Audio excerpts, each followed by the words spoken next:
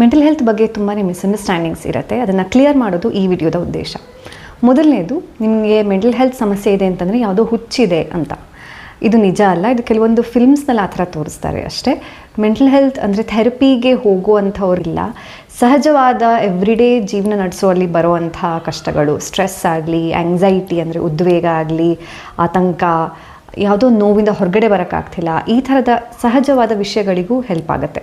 ನನಗೀಗಲೂ ನೆನಪಿದೆ, ನನ್ನ ಮಾಸ್ಟರ್ಸ್ ಕಲಿತಾ ಇದ್ದಿದ್ದಂಥ ಟೈಮಲ್ಲಿ ನಾವು ಥೆರಪಿ ಯಾವುದ್ಯಾವುದಕ್ಕೆ ಹೆಲ್ಪ್ ಆಗುತ್ತೆ ಅಂತ ಅನ್ನೋ ಲಿಸ್ಟ್ನ ನೋಡಿದಾಗ ನಾವು ಒಬ್ರಿಗೊಬ್ರು ಮುಖ ನೋಡ್ಕೊಂಡು ಅಂದ್ಕೊಳ್ತಾ ಇದ್ವಿ, ಎಲ್ಲರೂ ಥೆರಪಿಗೆ ಹೋಗಬೇಕಲ್ವಾ ಅಂತ. ಯಾಕಂದರೆ ಯಾವುದೇ ಸಮಸ್ಯೆ ಇದ್ದಾಗ ಮಾತ್ರ ಅಲ್ಲ, ಒಬ್ರದ್ದು ಪರ್ಸ್ನಾಲಿಟಿ ಡೆವಲಪ್ಮೆಂಟ್, ಗ್ರೋತ್ಗೆ ಕೂಡ ತುಂಬ ಇದೊಂಥರ ಟ್ರಾನ್ಸ್ಫಾರ್ಮೇಷನ್ ಆಗುವಂಥ ಪ್ರಾಸೆಸ್ ಇದು. ಎರಡನೇದು, ನೀವು ಯಾವುದೋ ಮಾನಸಿಕ ಸಮಸ್ಯೆಯಿಂದ ಬಳಲ್ತಾ ಇದ್ದೀರಿ ಅಂತಂದರೆ ನೀವು ತುಂಬ ಕೊರಗಿದ್ದೀರಿ ಅಂತ ಅರ್ಥ, ತುಂಬ ವೀಕ್ ಇದ್ದೀರಿ, ತುಂಬ ಅಬಲರಿದ್ದೀರಿ ಅಂತ ಅರ್ಥ. ಆದರೆ ಇದು ನಿಜ ಅಲ್ಲ. ಮಾನಸಿಕ ಸಮಸ್ಯೆ ಎಲ್ಲ ಮನುಷ್ಯರಿಗೂ ಬರುವಂಥ ಒಂದು ಸಹಜವಾದ ಪ್ರಾಬ್ಲಮ್ ಇದು. ಮಾನವ ಅನುಭವದಲ್ಲಿ ತುಂಬಾ ಒಂದು ಬೇಸಿಕ್ ಸಹಜವಾದ ಸಮಸ್ಯೆ ಇದು. ಇನ್ಫ್ಯಾಕ್ಟ್ ನನ್ನ ಥೆರಪಿ ಪ್ರಾಕ್ಟೀಸಲ್ಲಿ ನಾನು ನೋಡಿದ್ದೀನಿ, ಕೆಲವ್ರು ಕ್ಲೈಂಟ್ಸ್ ತುಂಬಾ ಸಕ್ಸಸ್ಫುಲ್ ಇರ್ತಾರೆ, ಜೀವನದಲ್ಲಿ ತುಂಬಾ ಏನೋ ಸಾಧಿಸಿರ್ತಾರೆ, ಯಾರನ್ನ ಸ್ಟ್ರಾಂಗ್ ಅಂತ ಕರೀತಾರೋ ಮೆಂಟಲಿ ಆ ಥರ ಸ್ಟ್ರಾಂಗ್ ಇರ್ತಾರೆ. ಆದರೆ ಅವರು ಥೆರಪಿಗೆ ಬರ್ತಾರೆ ಯಾಕಂದರೆ ಯಾವುದೋ ವಿಷಯದ ಮೇಲೆ ಅವ್ರಿಗೂ ಏನೋ ಹೆಲ್ಪ್ ಬೇಕು, ಯಾವುದೋ ಸಹಾಯ ಬೇಕು ಅಂತ ಇರುತ್ತೆ. ಇನ್ನೊಂದು ಮಿಸ್ಅಂಡರ್ಸ್ಟ್ಯಾಂಡಿಂಗ್, ನಿಮ್ಮ ಪ್ರಾಬ್ಲಮ್ಸ್ ಬಗ್ಗೆ ಮಾತಾಡಿಕೊಂಡಷ್ಟು ಅದು ಸಮಸ್ಯೆ ಜಾಸ್ತಿ ಆಗುತ್ತೆ ಅಂತ. ಇದು ನಿಜ ಅಲ್ಲ. ನಾವು ಯಾವಾಗ ನಮ್ಮ ಭಾವನೆಗಳನ್ನ, ನಮ್ಮ ಸಮಸ್ಯೆಗಳನ್ನ ಬೇರೆಯವ್ರ ಹತ್ರ ಮಾತಾಡ್ಕೊಳ್ತೀವೋ ಆ ಮಾತಾಡೋಂಥ ಪ್ರಾಸೆಸ್ಸೇ ತುಂಬಾ ನಮಗೆ ಹಿತವನ್ನು ಕೊಡುತ್ತೆ. ಮತ್ತು ಎಮೋಷ್ನಲ್ ಲೇಬ್ಲಿಂಗ್ ಅಂತ ಹೇಳ್ತೀವಿ, ಅಂದರೆ ನಿಮ್ಗೆ ಯಾವ ಎಮೋಷನ್ಸ್ ಅನಿಸಿದೆ ಅದಕ್ಕೆ ಹೆಸರು ಕೊಡೋದು. ಈ ಥರ ಮಾಡೋ ಮೂಲಕ ಬ್ರೈನಿಂದು ಅಮಿಗ್ಡಲಾ ಅನ್ನೋ ಒಂದು ಪಾರ್ಟು, ನಮ್ಮ ಎಮೋಷನ್ಸ್ನ ಹ್ಯಾಂಡಲ್ ಮಾಡುವಂಥದ್ದು ಪಾರ್ಟ್, ಆ ಅಮಿಗ್ಡಲಾದ ಆ್ಯಕ್ಟಿವಿಟಿ ಕಡಿಮೆ ಆಗುತ್ತೆ ನೀವು ಯಾವಾಗ ಎಮೋಷನ್ಸ್ ಬಗ್ಗೆ ಮಾತಾಡ್ತಿರೋ, ಅದಕ್ಕೆ ಹೆಸರು ಕೊಡ್ತೀರೋ. ಸೊ ಇದು ಥೆರಪಿದು ಒಂದು ತುಂಬ ಮುಖ್ಯ ಭಾಗ. ಇನ್ನೊಂದು ಬಂದುಬಿಟ್ಟು, ಬರೀ ಪಾಸಿಟಿವ್ ಆಗಿ ಯೋಚನೆ ಮಾಡು, ನಿಂದೆಲ್ಲ ಸಮಸ್ಯೆ ಹೋಗಿಬಿಡುತ್ತೆ ಅಂತ ಹೇಳೋದು. ಪಾಸಿಟಿವಿಟಿ ಲೈಫಲ್ಲಿ ತುಂಬ ಮುಖ್ಯ, ತುಂಬ ಯೂಸ್ಫುಲ್, ನಿಜ. ಆದರೆ ನೀವು ಕೆಲವೊಂದು ಮೆಂಟಲ್ ಹೆಲ್ತ್ ಸಮಸ್ಯೆಯಲ್ಲಿ ತುಂಬಾ ಬಳಲ್ತಾ ಇದ್ದಾಗ, ಡಿಪ್ರೆಷನ್, ಆ್ಯಂಗ್ಸೈಟಿ ಅಥವಾ ಯಾವುದೋ ಒಂದು ತುಂಬಾ ದುಃಖ ಕೊಡ್ತಿರೋ ಅಂಥ ನೋವಿಂದ ಹೊರಗೆ ಬರ್ತಿಲ್ಲ ಅಂತಂದಾಗ, ಬರೀ ಪಾಸಿಟಿವ್ ಆಗಿ ಯೋಚನೆ ಮಾಡು ಅಂತಂದಾಗ ಅದು ಅಷ್ಟೊಂದು ಸುಲಭ ಆಗಲಿಕ್ಕಿಲ್ಲ. ಮತ್ತು ಕೆಲವು ಸತಿ ಬ್ರೈನಲ್ಲಿ ಕೆಲವೊಂದು ಚೇಂಜಸ್ ಇರುತ್ತೆ, ಅದರಿಂದ ಕೂಡ ಕೆಲವೊಂದು ಮೆಂಟಲ್ ಹೆಲ್ತ್ ಸಮಸ್ಯೆಗಳಿರುತ್ತೆ. ಆ ರೀತಿಯೆಲ್ಲ ಇದ್ದಾಗ ಥೆರಪಿಗೆ ಬರೋದು ತುಂಬ ಅಗತ್ಯ ಆಗುತ್ತೆ. ಇನ್ನೊಂದು ಬಂದುಬಿಟ್ಟು, ನನ್ನನ್ನು ನಾನು ತುಂಬ ಫೋರ್ಸ್ ಮಾಡೋ ಮೂಲಕ ಖುಷೀಲಿ ಯಾವಾಗಲೂ ಇಟ್ಕೊಂಡ್ರೆ ಏನೂ ಸಮಸ್ಯೆ ಇಲ್ಲ ಅಂತ ಅನ್ನೋದು. ಇದು ನಿಮ್ಮ ಅನುಭವಕ್ಕೆ ಆಗಲೇ ಬಂದಿರ್ಬೋದು. ನಾವು ನಮ್ಮ ಎಮೋಷನ್ಸ್ನ ಫೋರ್ಸ್ ಮಾಡೋಕ್ಕಾಗಲ್ಲ ಯಾವುದೇ ಕಾರಣಕ್ಕೆ. ನಾವು ನಮ್ಮ ಮನಸ್ಸನ್ನು ಎಷ್ಟು ಫೋರ್ಸ್ ಮಾಡ್ತೀವೋ ಅದು ಅಷ್ಟೇ ಹಠವಾದಿ ಆಗಿ ನಮ್ಗೆ ಏನು ಸಮಸ್ಯೆ ಇದೆ ಅದನ್ನು ಇನ್ನೂ ಜಾಸ್ತಿ ಮಾಡುವಂಥ ಸಾಧ್ಯತೆ ಇರುತ್ತೆ. ಇನ್ನೊಂದು ಬಂದುಬಿಟ್ಟು, ನನ್ನ ಮಾನಸಿಕ ಸ್ವಾಸ್ಥ್ಯದ ಬಗ್ಗೆ ಗಮನ ಕೊಡ್ಲಾರನೇ ನಾನು ಆರಾಮಾಗಿರ್ತೀನಿ ಜೀವನದಲ್ಲಿ ಅಂತ ಅನ್ನೋದು.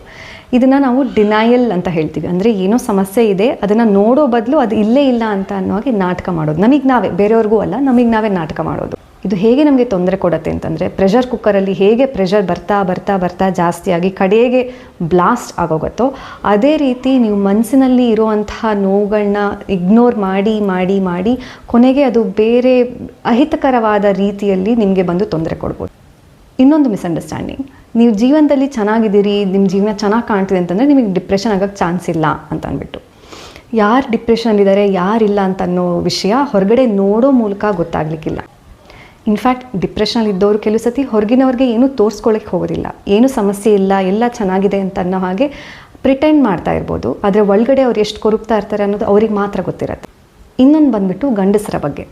ಗಂಡಸರಾದರೆ ಎಮೋಷನ್ಸ್ ಎಕ್ಸ್ಪ್ರೆಸ್ ಮಾಡೋಕ್ಕಿಲ್ಲ ಅಂತ ಕೆಲವು ಸಮಾಜದಲ್ಲಿ ನಾವು ಹೇಳ್ಕೊತ ಬಂದಿರ್ಬೋದು.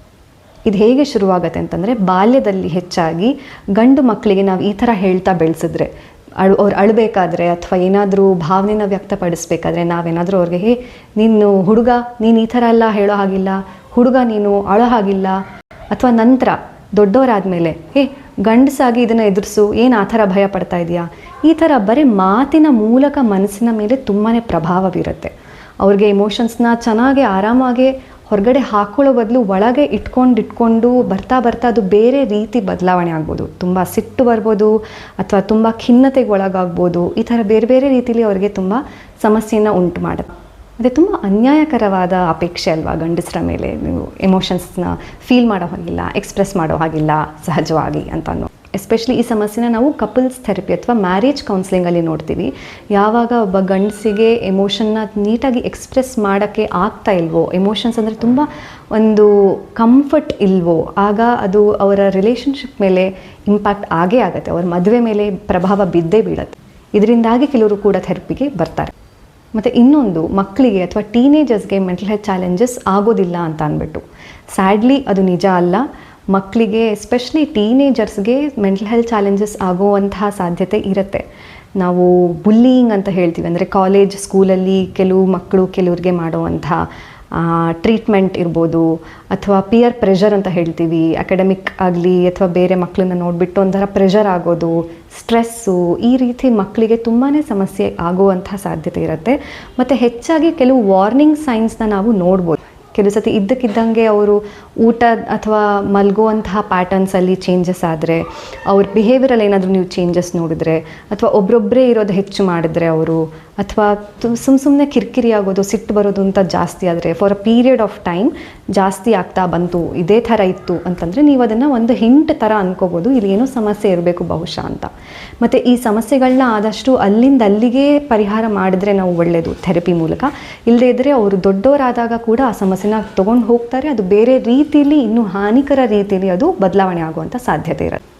ಕೊನೆಯದಾಗಿ, ಮೆಂಟಲ್ ಹೆಲ್ತ್ ಸಮಸ್ಯೆಗೆ ಮೆಡಿಸಿನ್ಸ್ ತೊಗೊಂಡಾಗ ನೀವು ಅದ್ರ ಮೇಲೆ ತುಂಬ ಡಿಪೆಂಡ್ ಆಗೋಕ್ಕೆ ಸಾಧ್ಯತೆ ಇರುತ್ತೆ, ಮತ್ತು ತುಂಬ ನೀವು ವೀಕ್ ಅದಕ್ಕೆ ತೊಗೊತಿದ್ದೀರಾ ಅಂತ ಅನ್ನೋ ಮಿಸ್ಅಂಡರ್ಸ್ಟ್ಯಾಂಡಿಂಗ್.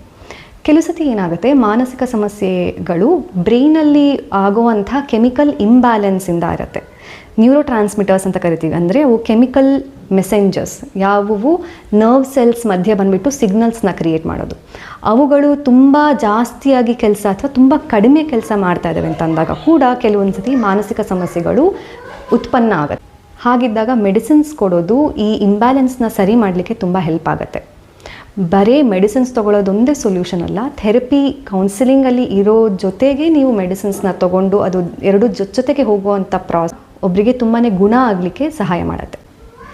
ಹಾಗಾಗಿ ನಾವು ಮೆಂಟಲ್ ಹೆಲ್ತ್ ಮಿಸ್ಅಂಡರ್ಸ್ಟ್ಯಾಂಡಿಂಗ್ಸ್ನ ಆದಷ್ಟು ಕ್ಲಿಯರ್ ಮಾಡಿದಷ್ಟು ಸಮಾಜದಲ್ಲಿ ಜನರಿಗೆ ಅವ್ರ ಸಮಸ್ಯೆಗಳ ಬಗ್ಗೆ ಮಾತಾಡ್ಕೊಳ್ಳಿಕ್ಕೆ ಒಂದು ಸ್ವಾತಂತ್ರ್ಯ ಸಿಗುತ್ತೆ, ಅಂಜಿಕೆ ಇರೋದಿಲ್ಲ, ಮತ್ತು ಅವ್ರ ಜೀವನನ ಆದಷ್ಟು ಎಷ್ಟು ಚೆನ್ನಾಗಾಗುತ್ತೋ ಅಷ್ಟು ಚೆನ್ನಾಗಿ ಬಾಳ್ಬೋದು. ಮೆಂಟಲ್ ಹೆಲ್ತ್ ಅಂದ ತಕ್ಷಣ ಕೆಲವ್ರಿಗೆ ಅದ್ರ ಬಗ್ಗೆ ನನಗೆ ಮಾತಾಡೋಕ್ಕೆ ಇಷ್ಟ ಇಲ್ಲ ಅಂತ ಹೇಳ್ತೀವಿ, ಅದನ್ನು ಸ್ಟಿಗ್ಮಾ ಅಂತ ಅಂತೀವಿ, ಅಂದರೆ ಒಂದು ತಪ್ಪು ಬೆಳಕಿನಲ್ಲಿ ಅದನ್ನು ನೋಡೋದು. ಸ್ಯಾಡ್ಲಿ ಮೆಂಟಲ್ ಹೆಲ್ತ್ ಇವತ್ತು ಆ ಸ್ಟಿಗ್ಮಾಗೆ ಅಂಟ್ಕೊಂಡಿದೆ. ಆ ಸ್ಟಿಗ್ಮಾನ ನಾವು ಈ ರೀತಿ ಡಿಸ್ಕಷನ್ಸ್ ಮೂಲಕ ಕಮ್ಮಿ ಮಾಡೋದ್ರಿಂದ ಹೀಲಿಂಗ್, ಅಂದರೆ ಗುಣ ಆಗೋದು ತುಂಬ ಜಾಸ್ತಿ ಆಗುತ್ತೆ. ನಾವೆಲ್ಲರೂ ಒಂದು ವಿಷಯದ ಮೇಲೆ ಅಗ್ರಿ ಆಗ್ತೀವಿ, ಈ ಪ್ರಪಂಚದಲ್ಲಿ ಇವತ್ತು ಎಷ್ಟು ಹೀಲಿಂಗ್ಗೆ ಅಗತ್ಯ ಇದೆ ಅಂತ ಅಂದ್ಬಿಟ್ಟು. ಹಾಗಾಗಿ ಮೆಂಟಲ್ ಹೆಲ್ತ್ ಮೇಲಿನ ಈ ರೀತಿಯ ಡಿಸ್ಕಷನ್ಸ್ ಮೂಲಕ ನಾವು ಮೌನನ ಸಂಭಾಷಣೆಗೆ ಬದಲಾಯಿಸೋಣ, ತಪ್ಪು ತಿಳುವಳಿಕೆಯನ್ನು ಸರಿಯಾದ ತಿಳುವಳಿಕೆಗೆ ಬದಲಾಯಿಸೋಣ, ಮತ್ತು ಮಾನಸಿಕ ಸಮಸ್ಯೆಯಿಂದ ಯಾರು ಬಳಲ್ತಾ ಇದ್ದಾರೋ ಅವ್ರನ್ನ ನೋಡಿ ಜಡ್ಜ್ ಮಾಡೋ ಬದಲು ಅವ್ರನ್ನ ಅರ್ಥ ಮಾಡಿಕೊಂಡು ಒಂದು ಸೌಹಾರ್ದತೆಯನ್ನು ಬೆಳೆಸ್ಕೊಳ್ಳೋಣ.